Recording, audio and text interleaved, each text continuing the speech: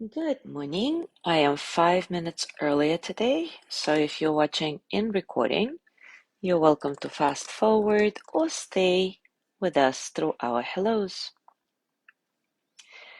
As you can see, it's a beautiful sunrise reflection.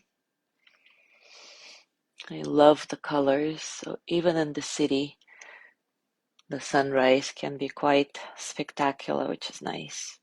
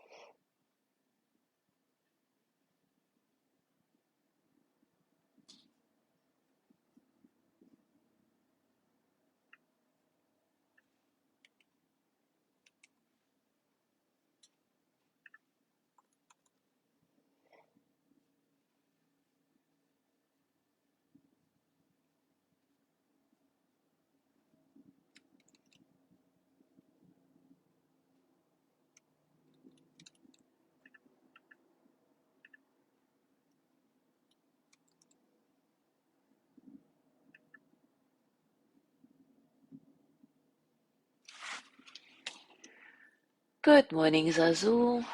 Good morning, Judy.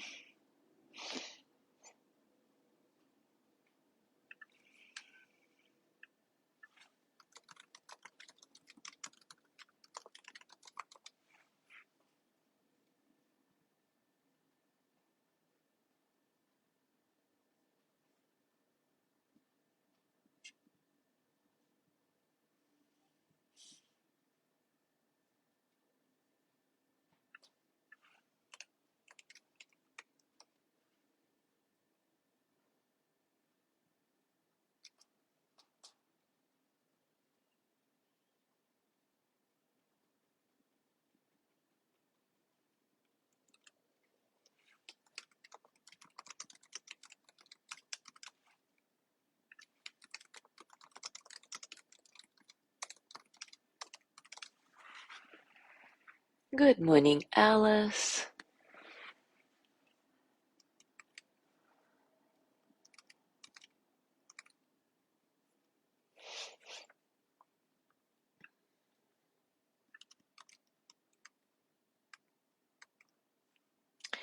Today is actually a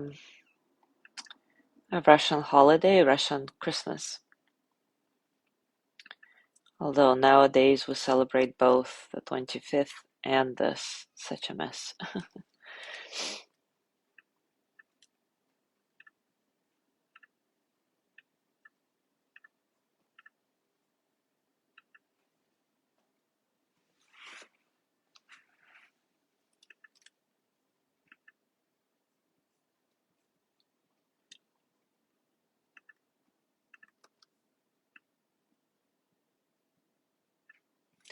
All right, it is time for us to start. And today, we're starting a new series that I called Meditation Basics. We often talk about the beginner's mind, and now we will get an opportunity to apply this concept in the next few weeks as we re-explore the basic steps of meditation, the basic concepts of meditation. And we're going to do it based on Pema Chodron's book titled How to Meditate, a Practical Guide to Making Friends with Your Mind. As always, I'll start each session by reading a little passage from the book or maybe coming up with some of my own quote unquote theory. And then we will do a guided practice around each concept. So, Pema Chodron writes, challenge and change are a given in life. While life brings us joy, pleasure, and togetherness, it is inevitable that life will also bring times of struggle and loneliness. In the past few years, with COVID and new horrible wars around the globe, the world as we know it pretty much collapsed, leaving us with many questions that cannot really be answered. But meditation can anchor us in the present moment, even though it cannot answer any questions. Meditation offers us a sense of ground when the whole world feels unstable. It expands our ability to tolerate the feelings that come with uncertainty and fear. Meditation gives us the opportunity to work with our minds when we cannot control what is happening around us. Panic, anxiety, and fear are all normal reactions to the enormous unknowing that we always experience in life. But through meditation, we can learn to come back to our breath, our bodies, the sensations we're feeling, and hold these sensations with curiosity and kindness. Meditation also connects us to others. When we sit with our discomfort, we touch into the fact that everyone experiences hard and uncomfortable feelings. And the kind of tenderness and understanding of others can develop. A tenderness that opens our hearts and connects us more deeply with all beings. It is that strength of sitting in the discomfort and the connection that can come from it that will carry us in times of great distress, that will hold us. Through meditation, we can develop a more loving and compassionate attitude toward ourselves and others. And also, research shows that we are happiest when we are present. And of course, meditation, mindfulness practice teaches us exactly that, to be present. A 13th century poet, Rumi, asks this very important question: do you make regular visits to yourself? Do you make regular visits to yourself?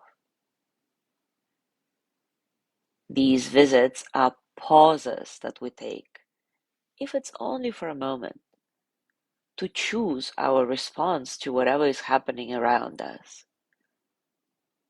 When we pause, we suddenly find resources to respond to any situation, to be more compassionate, kind, attentive. Even a short pause can make a huge difference in the way we engage with life, as we learn to respond instead of reacting. And that alone is big.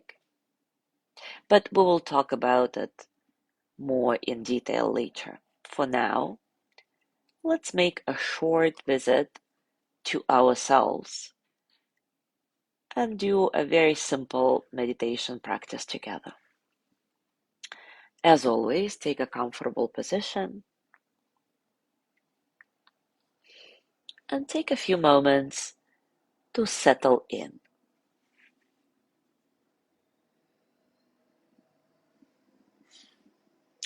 Allow your breath be soft and easy, completely natural, nothing to be forced. Just notice how the breath flows through your body, in and out. Remember, beginner's mind, as if you have never watched your breath before. What happens as you inhale? What happens as you exhale?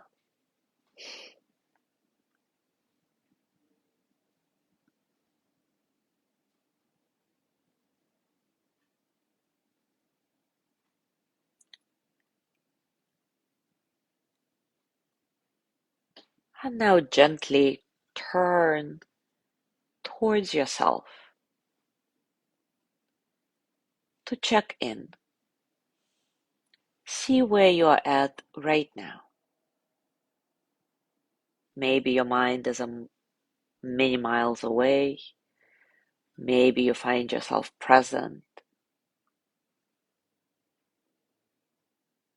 It can help if you run through a series of questions to help you contact your mind, to help you become aware of what's happening in this very moment. So let's do that together. The first question is, what are you feeling right now? Can you really contact directly what it is you're feeling? It could be your mood or your physical body, a quality of boredom, drowsiness, or peacefulness, agitation, physical pain, well, anything. Can you contact that feeling non-verbally and just get a felt sense of what's happening?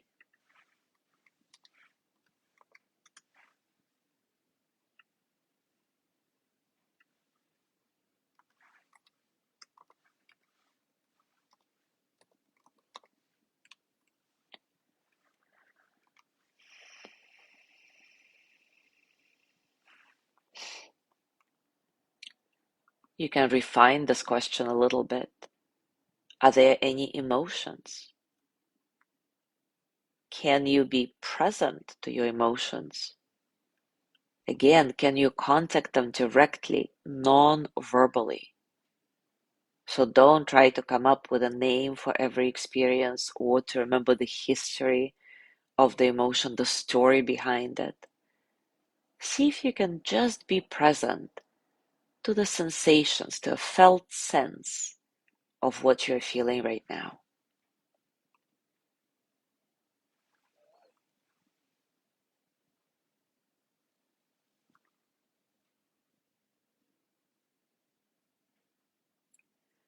Are you experiencing any physical sensations right now? Pain, tightness, relaxation, openness? Again, without calling anything, without trying to find a name, see if you can connect with a felt sense of whatever you are experiencing.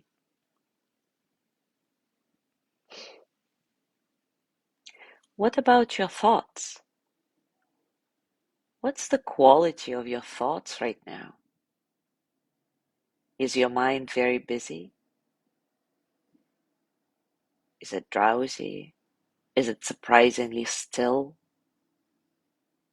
Are your thoughts raging or peaceful or dull, obsessive or calm?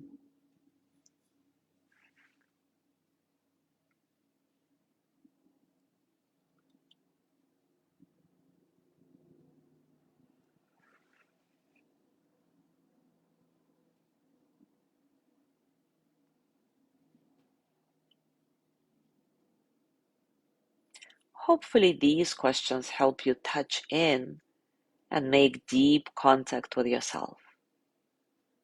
And know that you can take this little pause as many times during the day as you remember, and it doesn't even have to be as long as what we did. It could be just 30 seconds. Quickly checking in. This can make a huge difference in your day. So now see if you can identify some benefits of being present. What are those benefits for you right now? And it's okay if nothing comes up.